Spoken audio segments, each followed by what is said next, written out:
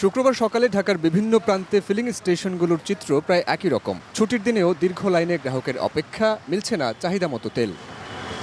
কেউ লাইনে দাঁড়িয়েছেন গতকাল মধ্যরাতে, কেউ বা ভোর ৪টায়, কেউ বা আবার একাধিক পাম্প ঘুরে কয়েকবার তেল সংগ্রহের অভিযোগ তুলেছেন। ৭-৮ ঘন্টা হয়ে গেছে, আগাচ্ছে না।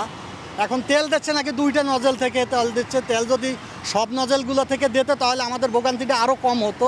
আজকে মর্নিংয়ে আসছি 5:58। প্রতিটা পাম্পে লিমিট দেওয়া হয়েছে 500 টাকা, হয়তো কোনো পাম্পে এখানে হয়তো সম্মত 1000 টাকা দিচ্ছে। যে ফেসবুক সোশ্যাল মিডিয়াতে দেখছে, দেখার পর ওনাদের মধ্যে একটা প্যানিক ক্রিয়েট হচ্ছে যে আদৌ তেল আসবে কিনা।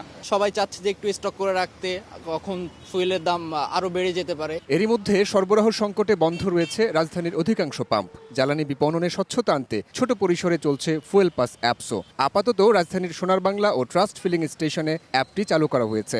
স্মার্ট অ্যাপ, এই অ্যাপের মাধ্যমে ফুয়েল ডেলিভারি বা বিপণনের একটা ব্যবস্থা রেখেছেন এবং পাইলট প্রজেক্ট হিসেবে এই এলেনবাড়ি ফুয়েল পয়েন্ট এটাকে সিলেকশন করা হয়েছে।